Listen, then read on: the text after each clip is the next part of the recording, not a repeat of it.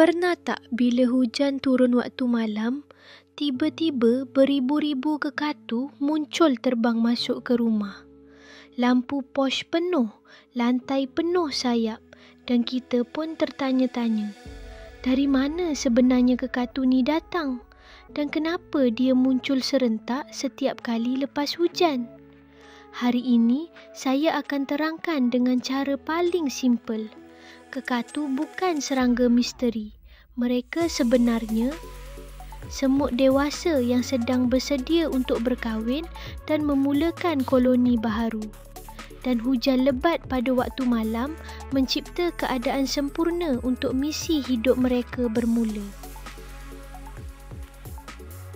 Pertama sekali, kita kena faham, kekatu bukan serangga asing. Bukan jenis lipas dan bukan serangga yang timbul tiba-tiba. Kekatu ialah elid, iaitu semut matang yang mempunyai sayap. Mereka hidup berbulan-bulan dalam tanah, menunggu saat yang sesuai untuk keluar. Dalam satu koloni semut biasa ada permaisuri yang bertelur, ribuan semut pekerja dan kumpulan kecil semut bersayap yang hanya aktif bila tiba musim pembiakan. Elid ini tak keluar siang, tak keluar petang dan tak keluar bila angin kuat. Mereka menunggu satu keadaan tertentu yang sangat spesifik, iaitu hujan pada waktu malam. Di mana kekatu duduk sebelum hujan? Jawapannya, dalam tanah. Lebih tepat, mereka duduk dalam ruang bawah tanah yang dibina oleh koloni semut. Sejuk, gelap, stabil dan sangat lembap.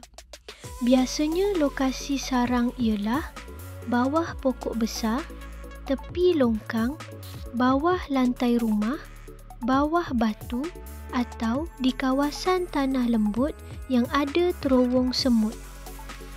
Elid ini duduk diam beramai-ramai, tak bergerak jauh dan tak keluar langsung.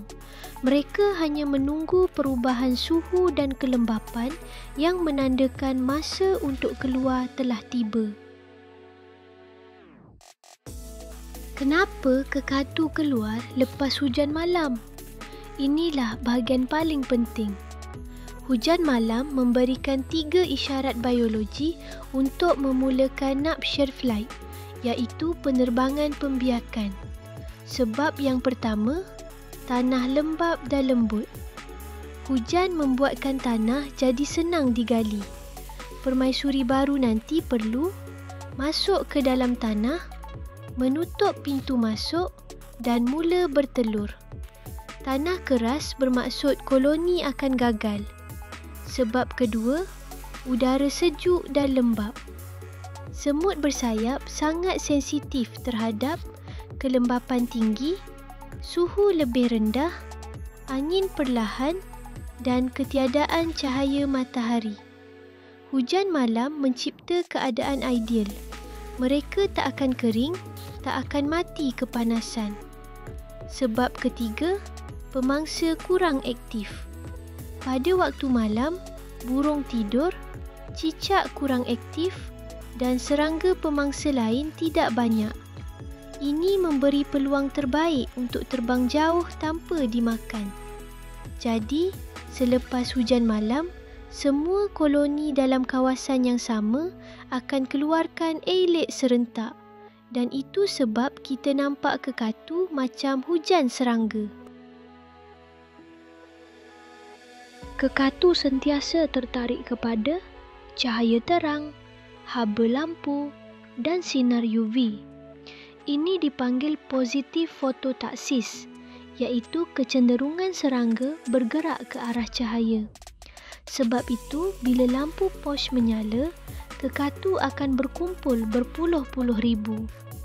Bila mereka mengawan, mereka akan hilangkan sayap, semut jantan mati, semut betina cari tempat untuk mula koloni baru.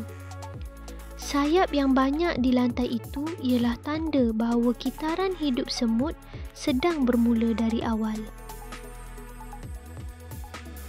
Jadi ringkasnya, kekatu tidak muncul tiba-tiba. Mereka bukan turun dari langit dan bukan juga keluar dari rumah.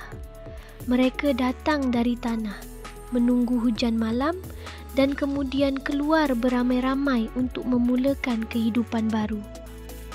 Bila kita faham cara alam bekerja, kita akan nampak bahawa setiap fenomena, walaupun nampak pelik, sebenarnya ada sains dan alasan yang sangat cantik di sebaliknya. Jika anda suka kupasan macam ini, jangan lupa follow Lati Ashrex, sebab setiap benda pelik di sekeliling kita ada ceritanya.